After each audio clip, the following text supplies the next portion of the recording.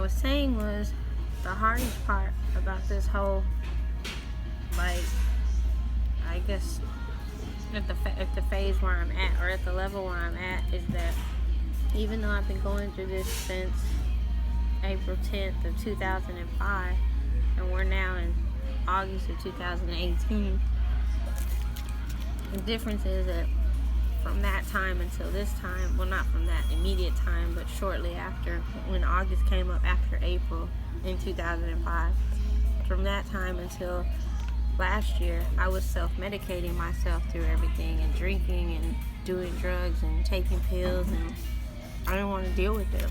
I was numbing myself through the pain. So when Sonny passed away in February and I vowed not to drink, I had just gotten past all that with my nephew. So it was like, now here we go again with Sonny, and me having to go through the mourning phase with Sonny, the grieving phase. And I'd already came out of that, down that road. I had already went down that road. I had already faced all those obstacles. I had already tried to kill myself a few times. I had already, like I said, self-medicated myself to the point where I wasn't trying to wake up. I would mix pills with liquor, with everything. I mean, you're talking about 80 to 90 shots in one work shift, which is not even 6 hours. So 80 to 90 shots plus 4 or 5 Benadryls. I took 4 Benadryls with a half a bottle of Fireball after 2 a.m. when I got home, after the 90 shots. Plus I did some powder all night. Plus I did Xanax, Exos, like a mixture of everything. And this is within 6 hours. Like, I didn't want to wake up. I was praying I didn't wake up. I tried to kill myself every night. And then I tried to physically kill myself a couple of times, which of course that didn't work. I didn't see because I'm still here. But then when Sonny died, I wasn't going to do that because I had just gotten past all of that. So I wasn't going to self-medicate myself through that grieving process again and go down that long-ass road again, because I was just barely coming back. I was barely getting on my feet. So this is the second year that I've gone through August night without being numbed, without any liquor. I don't drink during the month of August. I don't drink towards the end of July through the month of August, or until, from the moment I feel the pain to the moment that I don't really feel all that pain anymore, that guilt or whatever. I don't drink during that process, so that I can feel the process, because I've always self-medicated myself and never went through the process. And the thing about doing that is it numbs you. You're able to get through it, at least you think you can. You don't feel it.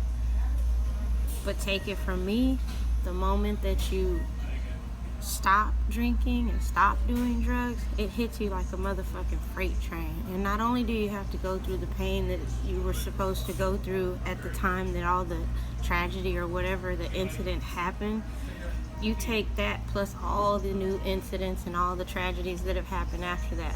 So it's like, now you got to go through 1,000 tragedies and get over 1,000 tragedies and feel all the emotions, hurt, and pain of 1,000 tragedies, instead of just doing what God put in front of you, which God don't give you nothing you can't handle. So you got to trust Him and trust that process, that you have one issue in front of you, one tragedy in front of you. Deal with it. Take your time. Breathe. Like, just, you got to get up. You got to do whatever it takes. You got to just take it 1 second at a time.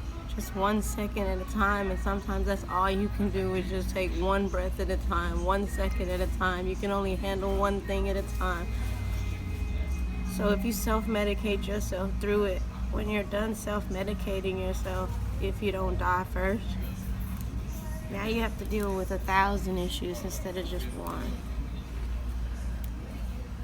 So this is only my second year dealing with all of these emotions with no liquor, no drugs, nothing to numb my pain. And I'm feeling the process. And the process, there's beauty in the process.